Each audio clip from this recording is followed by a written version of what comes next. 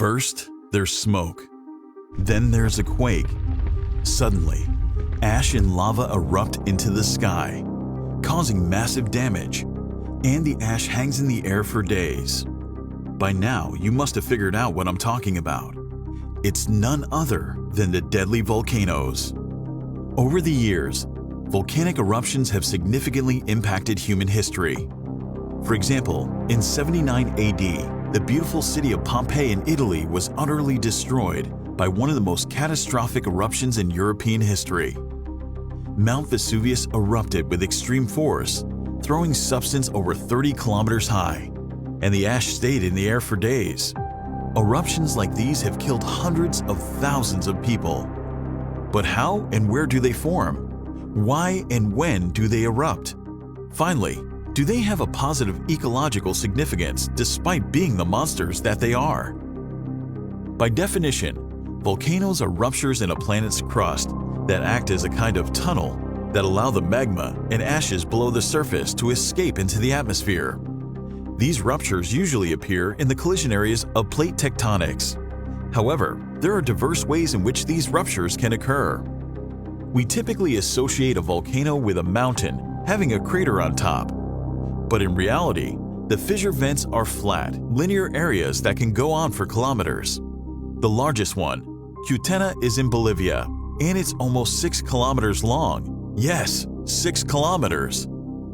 Now coming to volcanic eruptions, not all of them erupt in the same manner. For instance, shield volcanoes don't erupt dramatically, but lava flows out of them in a constant and slow stream. You can find a lot of these in Hawaii and Iceland. In some volcanoes, the passages can be closed, and similarly, some volcanoes are no longer active tunnels. A volcano is termed active if it erupted within the last 10,000 years and still has some activity, while dormant volcanoes are those that haven't erupted within 10,000 years. But yes, they might erupt in the future. And then there are extinct volcanoes that aren't active and probably won't be active in the future.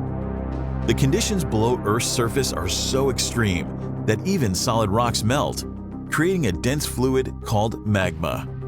When a volcano erupts, the magma reaches the surface.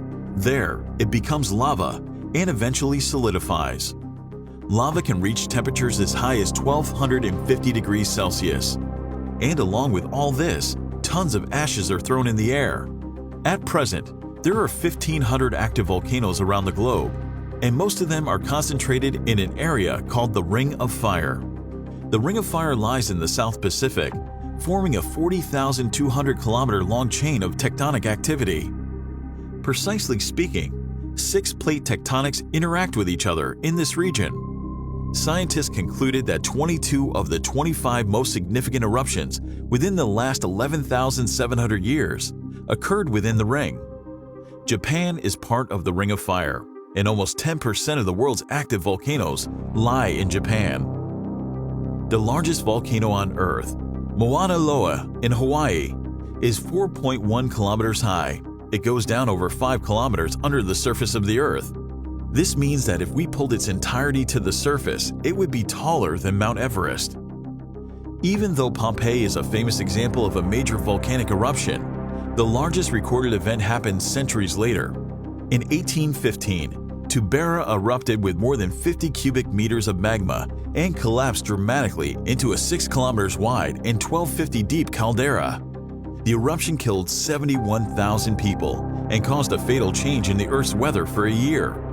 The ash also caused a temporary global cooling, known as the Year Without Summer, and destroyed a small culture of Papuan, now remembered as Tambora culture. Volcanic eruptions are so catastrophic that they destroy large areas, whipping off any form of life. But would you be surprised to know that volcanic eruptions play an essential role in the planet's ecology? How? Well, after destroying an ecosystem, lava eventually cools down, creating a perfectly habitable area. After the dust settles, it enriches the soil and other ecosystems with microelements.